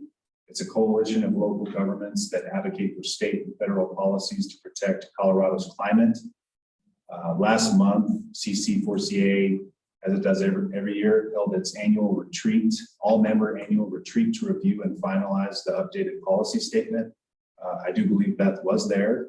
All members were provided with the opportunity to share input on each of the policy positions and the statements in the policy statement, and they were modified accordingly. Right now, all members are asked to formally ratify the updated policy statement. And as you see in the memo, the majority of the updates are not substantive. There's a couple that could fall in that category. There's minor changes in wording or grammar in some. I guess some would fall in that substantive category, but are minor in nature. And then there are two updates that are full-on new additions, although they were at least implied in previous versions of the policy statement. There's an attachment to the memo with a complete list. I think they did a great job kind of pinpointing and then summarizing what the updates are to this year's policy statement. So before you is a resolution supporting the updates to CC4CA's policy statement. Great, thanks, Preston. Assume you've all had a chance to go through this. Are there any comments or questions? So Joanna, I had a question for you. I don't think there's anything in here I take exception to necessarily, but I want to make sure we're not painting ourselves in the corner. It's talking about reducing our greenhouse gas emissions, wastewater treatment, water treatment. I don't even know what that stuff runs on or what the newer plan stuff would run on. Or are we supporting something that we're not going to be able to follow through with, or that we're not abiding with today? Admit I did not read it. Okay, so how does our wastewater Our treatment? wastewater treatment plant helps Santa fund most of their projects. Am I right that the wastewater plant is our biggest single? Yeah. I mean, Energy it cost. runs 40 to 50,000 a year in power. But it's all electrical. It's all electrical. Town is doing electrical with SCPA on the green. That's right. Yeah. So We all do have- electric loads are covered by your purchase of the green. Okay. So they're offset. They're offset. So we're not all offset, at least we weren't last time. I was in- You are now. Well, we've entered into that the renewable energy purchasing program. That's what Terry was saying. So based on that. Yeah, all you're buying totally green for all the electric accounts. Okay. So including the wastewater treatment. There's a premium for Yeah, it's for about that. 1 cent a kilowatt hour more on the electric bill for each of those accounts. And then with that, I know that new wastewater treatment plant is somewhere out on the horizon. Is that change? Is that different type of equipment? Are we running gas powered, diesel powered equipment to run that, or? The only thing I could think of that would be diesel would be a backup generator. Similar to what we have at the The water water plant. plant. So, but that's strictly backup. That would, yeah, but it has to run, 10, 15 minutes a week just to be happy. Sure, just to be active, ready. Understood. And I mean, we've been talking at least for 5 years about trying to switch the aeration system on the lagoons from surface splashers to subsurface air, with both the hope of reducing the setback as well as a little bit of energy efficiency, keep the water warmer, and make the plant a little more efficient. I had a chat today with somebody at the health department trying to figure out how we can figure out whether the lagoons are going to be able to serve us after 2027. Because as part of the evaluation that we're doing right now, we need to sort of know whether we're going to be able to stick with this long term or short term. Sure, sure. I think we certainly, in looking at what we're going to do next, are looking at the energy impacts. Whether, if there's a goal on how much we're going to reduce greenhouse gases that we're signing on to, I don't know the answer to that. Okay. There currently is a goal that the town is subscribed to through the Snuffles Energy Board. So the Snuffles Energy Board has set greenhouse gas emission targets for all of the municipalities in San Miguel County, Ray County. So we are collectively signed into their goals, which said, I can't remember exactly, but something like 20% reduction over 2005 levels by 2030 or something like that. There's some specific goals that currently all the municipalities are on track to meet, with the exception of the results or the impact of COVID, which created a pretty big spike in tourism, and tourism associates with energy use, and energy use has greenhouse gas effects. So that's being monitored by Eco Action Partners and Snuffles Energy Board. The next step the town can do to become more proactive, and this has nothing to do with signing on to this policy, which basically establishes targets or philosophies, is to get more active with offsetting real loads with active solar. And this is the next step in any member, any electric member has, besides totally greens, looking at putting solar into offset loads, which is was one of the discussions with the Space to Create project, to see if there was an opportunity to do that. Because I was reading through this today, I contacted the local solar installation company, Alternative Power Enterprises, and they're going to still provide us a proposal to put solar on the bathrooms over at the pavilion, small sidebar. I'm going to evaluate that and try to find some funding for that. Great. Thanks, Terry. It's those kinds of steps that are the next thing in the list of things that the town can do to offset their energy use. Yep, and the possibility of having solar on the Space to Create building is still out there. It's there's a lot more that needs to happen first, but it's still potential. To that last point, in some of the design discussions with the Space to Create folks, in my other role, San Miguel Power, I did encourage them to include the cost of making the community center, our space, PV ready, meaning bring electrical conduits in from the roof, bring conduit from the facility out to the backyard in case it could be installed there, and considering putting in more than one service panel so you can create a backup panel to create a emergency shelter using battery backup. So whether they're adopting that or not, I'm not sure. They were informed of the low upfront costs of putting in that extra panel and running some conduit while in construction. It's much cheaper to do it during initial construction than it is to retrofit it later. Great. All right. Yeah, I guess that the only thing I'd add to your comment, Russ, is that the wording is to reduce greenhouse gas emissions from both water treatment and water.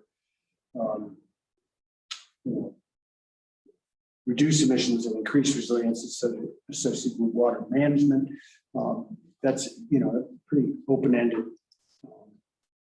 policy that I think leaves some flexibility. But I think we're doing a great job.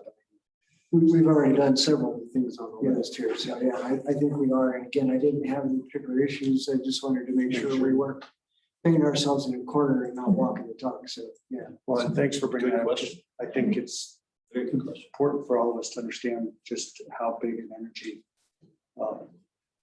requirement is, expense is involved with the wastewater treatment plant. And, I'm glad to hear, Joanne, that we're still thinking about reworking the aeration at some point if we could do that. One of the recommendations we I hope we'll get done this year is to start measuring the oxygen content in the ponds continuously so that we adjust the air rates. We're not running the air rates 24/7. That's great. That's energy efficiency, and that's what that we're referring to, is how to reduce the emissions by making the load, which is fixed, more efficient. So, and that should weigh into all the decisions for new implementing, new techniques for water treatments, which are the most efficient, which will get the job done for the least amount of energy. One other little side question here is talking about item 23 here, foster circular economy policies like reuse, recycling, composting, reducing carbon intensive use of materials and products. I know we had talked about composting. Is it still? It's Jennifer brought that in. Yeah. About it, but I don't remember what our action, if any, was on that. It's still being discussed largely through Snuffles Energy Board. There is a local company who's actually advertising residential composting services. I forget what it's like $10 a month. They bring you a 5-gallon bucket, you fill it, and they come pick it up and bring you another one. So there's already somebody doing fairly large scale composting for residences. I don't know if he's doing it. Do you know if he's doing it for businesses yet? I haven't. That's first people used to collect French fry. Yeah, and I'll have to look up the business name. 3XM, isn't it? What's that? 3XM, something like that, the composting company. That's the commercial one that we supported. There's actually another company that it's got a sort of a more clever name, something to do with waste or compost. He's been offering his services in San Miguel County for a while. And he just in the last 6 months or a year started offering over here. But I know there's been a lot of discussions with the Snuffles Energy Board about trying to create a regional commercial composting facility with some state funds. And I believe that, again, San Miguel County and Eco Action Partners are still kind of leading the charge on that.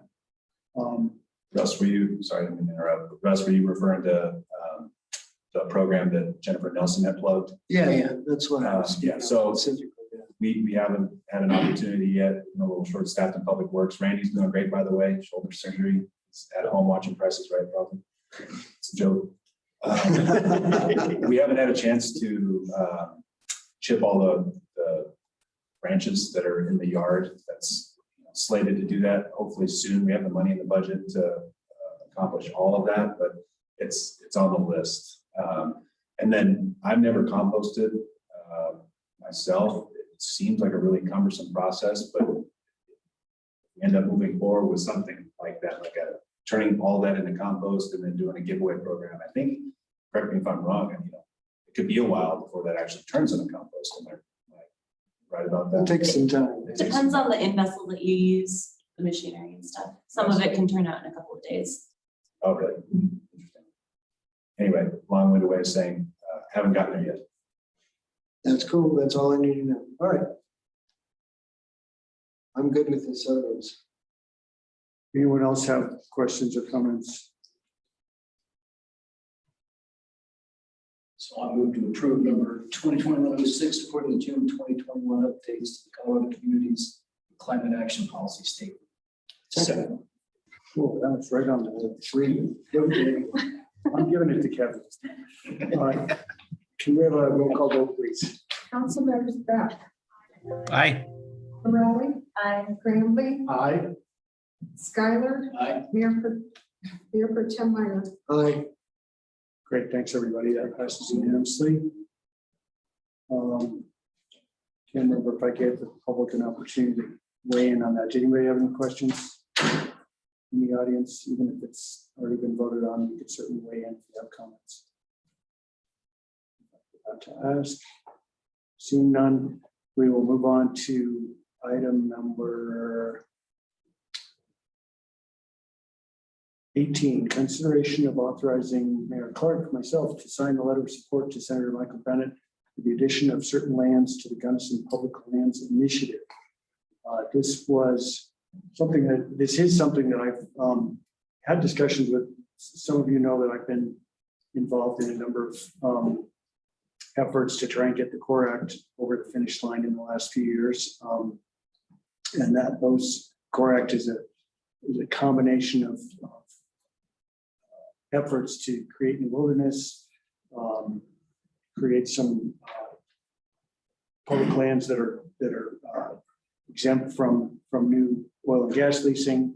Another very cool portion of it is protecting Camp Hale up near Aspen in Pitkin County, where the 10th Mountain Division trained, and my father-in-law was a member of the 10th Mountain Division, and it would create the first ever national public landmark. I can't remember what the term is exactly, but so the CORE Act's been trying to get through the process, get over the finish line for a while, and coming out of that whole effort, there have been some talks with one of Senator Bennett's staffers, who's based in Durango, to have some conversations with people in Gunnison's, county board of county commissioners, to maybe create some new wilderness and public land protection just over the top of Bell Creek Pass in Gunnison County. And that's what they're calling the Gunnison Public Lands Initiative. And so this letter came from, at least partly from Jennifer Cram, who I know is on the Zoom call tonight. So Jennifer, do you want to add anything?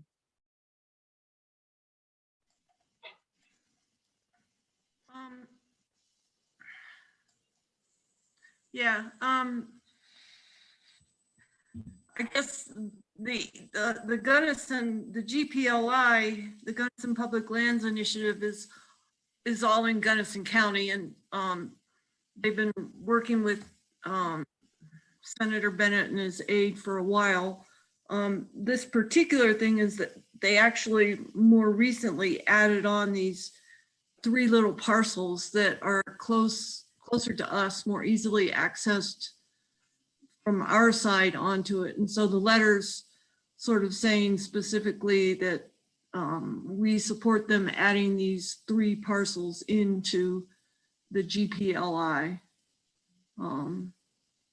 They've worked really hard at the whole GPLI thing and getting local support and not taking away access for anyone or anything like that. And they tried to phrase the letter like that too, to make sure that we're not stepping on anyone's toes or anything. Great, thanks for the clarification on that. That this is specific to the new smaller pieces that are just over Bell Creek Pass be added to the GPLI. It's helpful. Anybody on council have questions, comments about this request?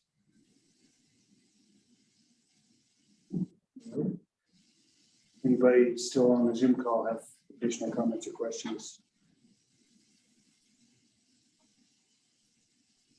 All right, seeing none. Motions? I move to approve Mayor Clark signing letter requesting the Honorable Michael Bennett to include the Uncompahgre wilderness areas identified here into the GPLI. Motion made by Russ, seconded by Terry. Roll call vote, please. Councilmember Beck, Aye. Rowley. Aye. Crambley. Aye. Schuyler. Aye. Mayor Pro Tem Meyer. Aye. Great, passes unanimously. Thanks very much. So item number 19 has been put off till next month too, is that right? But there's just not really a need for that right now. And just to be more specific, this kind of came out of, or is related to last night's planning commission meeting and PUD preliminary plat approval for Riverfront Village. So as you, Mayor, and Mayor Pro Tem know, they received their approval last night, subject to a variety of conditions, which will take some time. And so, Bo can correct me if I'm wrong, we don't see a pressing need to set a special meeting towards the end of July at this point. But if they do some really good work here in the next week, 2 weeks, and can get ready for the August 11th meeting, I think that's the regular meeting date. Great. So we'll see. Okay, but that's the background there. Thanks for the clarification very much.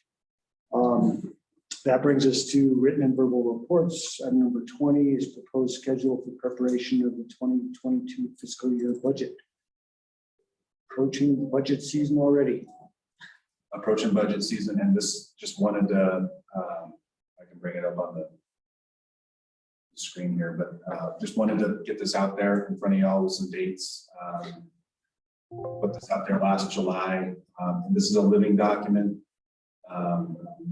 We can change and end dates as we go. Pam already said that she's trying to get some travel plans scheduled, and so definitely want to work around Pam's schedule. She's the budget guru and our town treasurer. So there's that, and then we're all busy doing other things. So that's what I mean when it's a living document. We can adapt, but definitely wanted to get some dates and stuff before you now as we get a lot closer to the start of the 2022 budget cycle. So already halfway through 2021. It's unbelievable. Yeah, it is indeed. So no action here, just kind of FYI. FYI. The retreats in Hawaii this year. You wish, unless you're funding it. Tampa. I'll look for a grant. Yeah, since we're paying so much for a sewer treatment plant, you guys can. So if we have any issues, We have to sail here though. That'd be fun. if we have any issues with these dates, do we need to let you know? Yeah, that'd be great. Yeah, you don't have to now, but think about it. If you have issues, just let us know. We can adapt. 16th, October 16th does not work. It does. Okay, well, that's really good to know, because that's a Saturday. Adam and Angela, we had the budget retreat on a Saturday last year, and it's a Saturday, but I think it went well. I don't know about you all. Good to know, Russ, that the 16th won't work. We'll look at a different date. I guess now that we're talking about it, does the following Saturday work? Maybe for you, Russ? Yes, sir. So that's The 23rd. 23rd. Either that or the 9th, both of those work. So Okay, great. We'll look at that. Both work for me. And yeah, I would just reiterate for the newer members that the budget's a big deal, and it's really important to kind of get a big picture summary where we can talk about all the nitty-gritty details, and having a Saturday multiple hour session like that has been really helpful in the past. We get lunch and make a day of it, and gets everybody really thinking clearly about all the aspects of the budget. So it's a big deal. One of our most important responsibilities. Keeps us right. All righty, that takes us to, unless there's any other comments, let's see, anybody who's still here on Zoom have any questions about budget or anything? Seeing none. Item number 21 is the town manager's report. Everybody have a chance to look at that? Anything you want to highlight, Preston? Yes, sir. I'd like to highlight a couple things. It's not in the report, but I think everyone should take a moment and give a round of applause to Ms. Pam Kraft for putting together this year's Ridgway concert series. She does it every year. It's a lot of work. It's a lot of work. Indeed it is. Really appreciate that. It really came together nice. Thank you. She handled the snafu on the first one smoothly. Nobody probably knew. And last week is one of the best we've ever had. Yeah, that first time. It was great. Yes, Pam He's the master of the concert series. Wanted to mention, and John and I were talking about this last week or a couple weeks ago, the CML annual conference is coming up in September. This year it's called the CML Special Conference, I think, because it's just later in the year, right, John? Yeah, that's my September 22nd through 24th in Westminster. So if anyone's interested in attending, let us know. Registration's open now and space is limited. I really don't have any information on how much space is available, but if those dates work and you're interested in going, let us know. We can get you signed up. I would just add to that, that I've gone a number of years and it really is, it's a lot of fun. It's a great way to network with fellow municipal elected officials and staff from all over the state. It's really insightful and seeing how other governments deal with the same kind of issues that we deal with. Sessions are usually really valuable. You know, if I guess it depends on how much you enjoy this job, but if you do enjoy it and like doing it for any number of years, I would encourage you to attend. It's really valuable. I'll just add to that, in addition to what John said, that it's also, there's a lot of meetings with CIRSA which you can attend that kind of help explain the right and wrong way to do things in this government position. So it's always kind of a learning experience to figure out, oh, I can't really do that. So good point. And then just a couple other things I want to highlight. The Space Gray project, obviously underway. Still working to find get the traffic signage plan exactly where it needs to be. Laura's a one-way now, but there's still some issues there that we're trying to work through. So, but issues in relation to the one-way, but no major traffic incidents or anything. It's been pretty calm, but still working through that. We're hosting bi-weekly project update meetings with Stryker and Company, which, to be honest, haven't been that well attended at this point, but they happen every other week for the foreseeable future. So anyone can come on and ask questions or lodge a complaint, what have you. Hopefully there's nothing folks are up in arms about, but every other Wednesday, the next one's on July 28th. And Mark Klutz, Brian Kill, Stryker are great. They give really great substantive updates on project impacts and what to expect over the next couple of weeks. I never thought I'd say these words, but I started a blog to track the meeting notes from those meetings. And so you could, instead of recording the meetings, you can read the blog and understand what was discussed in those previous meetings. So you can get to the blog on the website, on the Space to Create webpage. So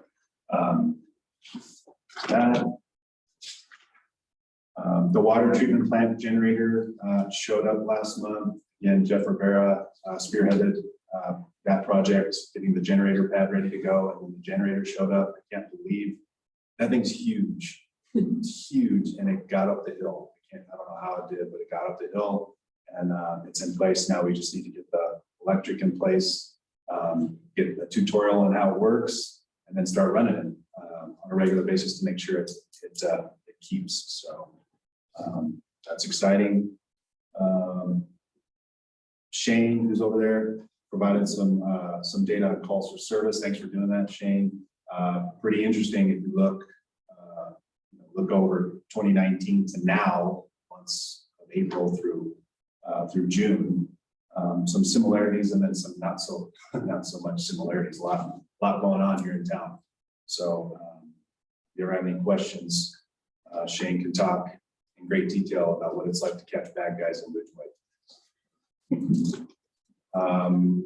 And then you don't hear from him too much, but Mike Gill, our building official, gave an update on the Habitat for Humanity Triplex project. There was, I don't want to use the word dormant, but there wasn't much activity over there for a while, but they've since picked up and swung some trusses, and now they're plugging away, and pretty cool project over there. So they got some help, and they're getting going again. So. And we have 3 families all lined up on that. Yep. Last I heard, there was some open spots. So. There was a point when they had already gotten started where there was at least one opening, maybe even two, but they've been filled since then. Cool.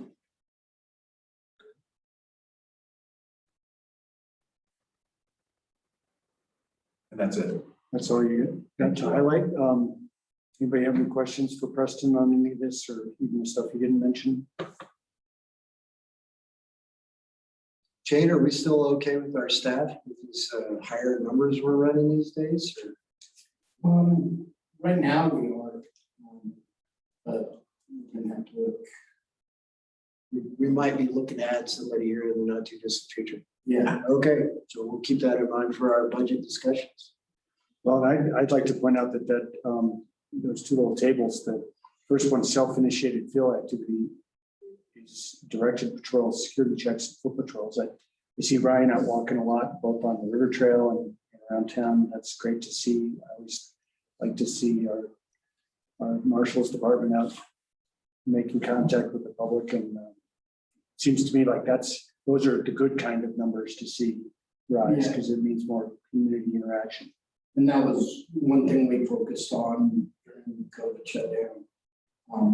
Just because people's businesses and their residences and that kind of stuff were, closed or people weren't around, and so we focused. And then we've tried to kind of stay at that because we got positive response from the community regarding, how much we were there. Then we're trying to do more of that, and then in our public, it builds that rapport with people where they're not afraid from all the news media and stuff. They see negative press, kind of builds that community support. They're not afraid to talk to us and let us know things they're seeing and that kind of stuff. We're a voice of concern. So we try to do a lot more of that. That positive vibe. One thing we're doing this year, National Night Out, where we're doing that August 3rd in the park, where we'll serve hamburgers and hot dogs. And we'll have poster and paper and ad and paper. And this is the first year last year we teamed with Ridgway and the county, Ridgway County, Ridgway PD and us. Did it in the park, in the Felon Park in Ridgway, and we decided this year we want in our community. Awesome. Uray's doing one, and the sheriff's office is doing one that night on all campus. So great. People have three areas to go to. We're going to advertise it. Be out in the park and just have some equipment and that kind of stuff so people can see what we're doing and what we're about. Awesome. Great. That's Shane, great. Shane, August 3rd, did you say? Yeah, it's August 3rd. I think that's also the date. I was going to thank you for participating in the training that we're doing at SMPA. I think that's August 3rd also. Yeah, it's also. So just FYI, Shane's agreed to participate in an active shooter training that we're holding at SMPA. He's going to be representing the town and their response procedures. Also got the sheriff's office participating. We're going to replicate that in our new office with Montrose County Sheriff's Office. Great. Yeah, thanks, Shane. I think it's awesome what you guys are doing to get out in the community, make sure, as you say, especially in these challenging times of law enforcement getting a lot of pushback, and it's important for you guys to put the human face on what you guys do and make sure everybody knows that you're real people just like everybody else and available to talk to anytime. So thanks for doing that. Any other comments or questions about the? Yeah, I got one more. So we've got this coronavirus state and local physical recovery funds update. So there's $250,000 coming this way. When are we gonna take sometime to sit down and figure out what we're gonna do with that, or is that already been decided? Or? That has not been decided. We've got the first, I've been using the wrong word, I've been saying tranche, it's the word's tranche, like the first tranche, yeah, the first tranche, 130,000 we received. Right. And we set it aside. My vision, and you all can let me know if it's not a very good one, was, set it aside for now. The next one will come in no sooner than the next 12 months, but we can talk about how to expend those funds or how to plan for those funds during the next budget cycle coming up here next month in September. So that was my thought. I think it's enough to pay for that silver. Joke, that was a joke. That's right. We hadn't talked about it at length, but if you think differently, that was my thought. That's what I was thinking. Okay, Does that make cool. sense? Yeah. And these options here, A through D, are what we're allowed to spend that on, right? Oh, yeah, the guidance on eligible. Yeah. Yes, yeah. That's the abbreviated version. There's a little more to it than that. I'm sure. Yeah. But the one that really has like the blinkers on for me is D, investments in water, sewer, broadband. So, Okay, something we can all think about. Okay. Questions? You had, I had no other. You had no questions. other, I thought I said it. No, I heard you say it. I haven't. Done. He's done. Anybody else have anything they want to ask? No questions. Thanks, Preston. Another great report. I don't hear any comments about the joke, so I'll leave that one be. It's another winner, right, Bo? I liked that one. You like this one? Yeah, maybe it's my sophomore in humor. It must be because staff was like. yeah, why do you think I'm sitting over here? They kicked me over here. And when I didn't even read it, all I heard them saying was, I gave you one much better than that. Oh, good. I like it. All right, then, does anybody have any committee reports? Or anything else they'd like to? Yeah, I was at Land and Water Commission meeting last week. Not a whole lot going on there at this point, but there was some interesting information about a new water treatment plant going in just south of Kelowna. That's part of the Tri-Counties setup. So they're going to expand about 5,000 gallons a day capacity of what they can provide down the valley. This is Project 7 driven. So it's kind of interesting. Yeah. Apparently the water rights are already there. It's just a new way to capture and process. And there's they've procured some land and there's actually space to add additional capacity if they need to. So we don't use Project 7. It's actually Project 6. We were supposed to do 7, but we opted out. So That's an interesting spin. well, that's what I heard. Anyway, that's what they presented to us at the meeting. Interesting. Sounds like Joanne would beg to differ. Yeah, that's okay. We don't need to get into it. Okay. Thanks for that, Russ. It's always, I mean, we from right at the beginning, Jim's comments about water to the assessment plans we've got in the works, that it's just water is the forefront of everybody's thinking these days. And it's really important that we stay on top of the changes that are going to be coming at us fast and furious. So thanks for that. Anything else? Seems like we might be done. Good time tonight. Anybody on Zoom have any last minute comments or questions for us? Hearing none, and unless there's any opposition, I would declare our meeting adjourned. Awesome. Done. Thanks, everybody. Thank you. No, what? No, we are.